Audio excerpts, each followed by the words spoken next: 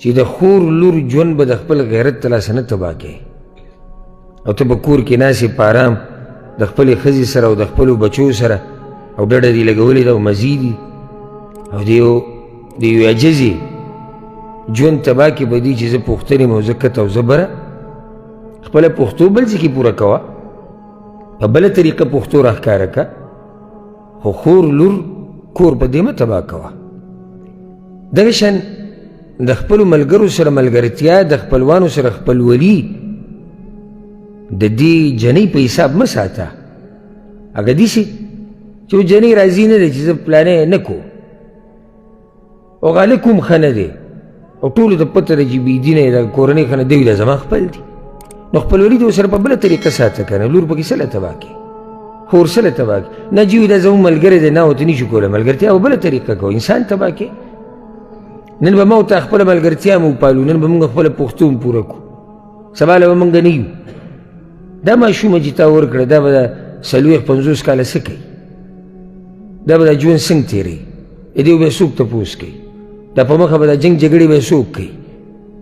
نو د الله نه ویېرېږئ خپله ملګرتیا په خپل سر پاله خپلولي په خپل سر پاله غیرت پښتو دا د لور خور په حساب مه راښکاره کوه بل ځای کې راښکاره کوه یو جنۍ راځي ده خاونې پسې راغی خپه دی پښیمانه دی انسان دی دا هم اوس وایي چې زه به بیا داسې نه کوم خاونو مو بیا به داسې نه کوو موږ خپل ژوند تېرو دی وایي نه نه چې موږ پښتانه یو پښتو جیب کې کېده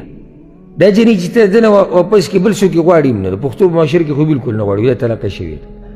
بیا به ورسره څه کوې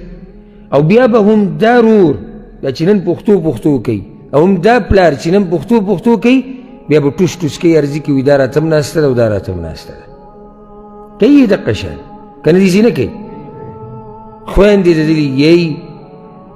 هغه نورې خویندې چې کمې کور کې وي هغه وایي موږ د دې نه تنګ یو د بچو نه تنګ یو پلار ځان له که ښکاره نه کړي خو زړه کې یو ګوټ کې پرته وي ورونه خو اکثر پکې هغه صفا خبره کوي د ورونو ښځې ټول نه غټه بدماشي هغوی پې خرڅوي ولې ظلم او زیاتی کوي پرېږدې چې خپل ژوند تېروي ته چې ځان له څه کوې هغه په بله طریقه باندې کوه